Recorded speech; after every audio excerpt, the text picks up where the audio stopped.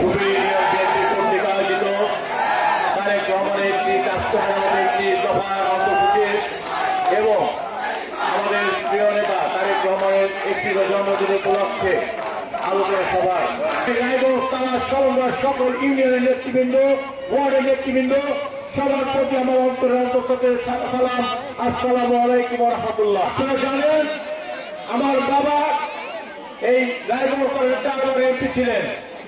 এই 4 বার থাকা অবস্থায় ওনার অসমর্থ কাজগুলো সম্পন্ন করার জন্য আমার বিশ্বাস আমার তৃণমূলের কর্মীবৃন্দ আমাকে দেখতে চায়। স্মরণ করি স্বাধীনতা ঘোষণা মেজরিটিয়াকে, সেই সাথে আমি স্মরণ করি আমার নেতা তারেক রহমানকে। আপনারা জানেন এই রায়গঞ্জ সমন্বয়ের আমি একজন প্রার্থী। আমি শুধু একটি কথা বলতে চাই যে আমি আমার নেতা তারেক রহমান প্রতি শ্রদ্ধা রেখে যে আমি কিন্তু কোনো বিদ্রোহ করি নাই। আমি আপনার সম্মানের রাস্তা রেখে আমি কিন্তু আমার অবস্থান থেকে শুধু একটি কথা বলতে চাই যে পূর্ণ তদন্ত রিভিউর মাধ্যমে আপনি আরেকটিবার চেষ্টা করবেন আসলে কাকে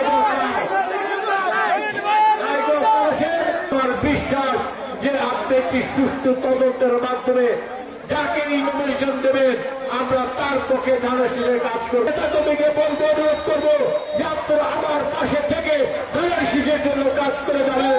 এটি হচ্ছে আপনাদের প্রতি আমার এবং আগামীতে আমরা ধানের শীষের পক্ষে যদি আমরা জনগণের যেতে না পারি, যদি আমরা তারেক রহমানের 31 দফাকে জনগণের মাঝে বোঝাতে না পারি, তাহলে কিন্তু আমাদের জন্য একটি কঠিন দিন ওয়েট করছে।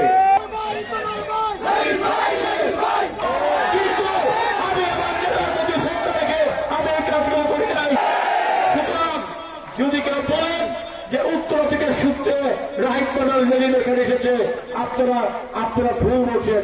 আমি 2018 সালে আমি ঢাকা থেকে গ্রেপ্তার হয়েছিলাম। সুতরাং একটি কথা আপনারা মনে রাখবেন যে আপনারা আমাদের সাথে রাজনীতি করেন। আপনার কাছে একটি অনুরোধ, চূড়ান্ত পুনর না দেওয়া পর্যন্ত